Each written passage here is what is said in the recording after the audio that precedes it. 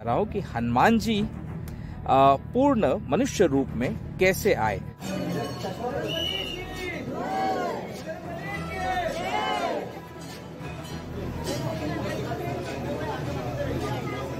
कहते हैं ना, हरी इच्छा बिन कुछ नहीं होता, लेकिन एक सेकंड से भी कम समय के लिए हनुमान जी का वो रूप कैमरे में हो गया। प्रयागराज के लिए सुबह सुबह हमने टेम्पो बुक की और सुबह सुबह टेम्पो बुक करके द मेंडेरियन होटल वाराणसी से हम निकले अपने पूरे परिवार और भक्तों के साथ में प्रयागराज के सफर पर। अब इस सफर के दौरान क्या क्या हुआ और सफर के बाद जब हम त्रिवेणी संगम पहुंचे तो वहां पर कैसी कैसी घटना घटी, इसको सुनना आपको बहुत जरूरी है। त्रिवेणी में डुबकी लगाकर लौटने की तैयारी कर ही रहे थे कि यकायक गंगा जमुना का स्तर एकदम से बढ़ गया, नदी का बहाव तेज हो गया, नाव डोलने हिलने लगी, आंधी तूफान रेतीली आंधी चलने लगी चारों ओर, जैसे कि साक्षात हनुमान जी पूरे वेग के साथ आने की तैयारी कर रहे हों।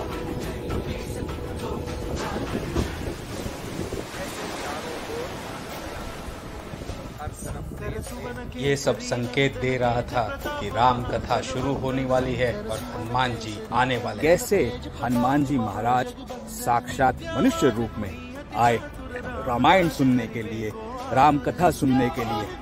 जब प्रभु ने कहा है कि त्रिवेणी संगम के घाट पर बैठकर ही राम की कथा होनी है, हर तीर्थ स्थान पे होनी है, तो सबने कहा इतनी रेत की हवा चल रही है, बहाव चल रहा है, आँख को दूर तक कुछ दिखाई नहीं देता है, तो ऐसे दिखाई देने में आप कैसे कथा कह सकते। प्रभु ने कहा तूफान का जोर इतना तेज था कि कैमरा भी गिर गया। राम कथा शुरू करने ही जा रहे थे और कैमरा धड़ाम से नीचे गिरा। कैमरे को एडजस्ट करने के लिए जैसे ही ऊपर उठाया और एडजस्ट करना चाहा, वैसे ही हनुमान जी का वो रूप इस कैमरे में एक सेकंड से भी कम समय के लिए कैद हो गया।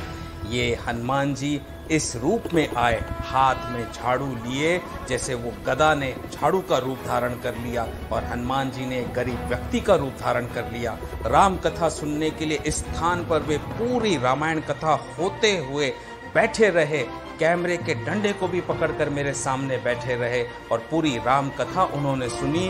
रामायण होने के 2 सेकंड पूर्व ही उठकर तुरंत की तुरंत चल दिए और गायब हो गए। ये हनुमान जी का वेग था।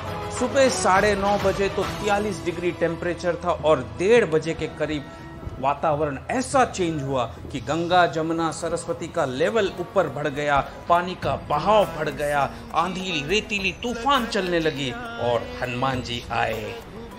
स्थान पर हमारी रामायण सत्संग हुई। ये वही स्थान है जहां पर त्रेता युग में याज्ञवल्क्य मुनि ने भरद्वाज मुनि को पूरी राम कथा सुनाई थी।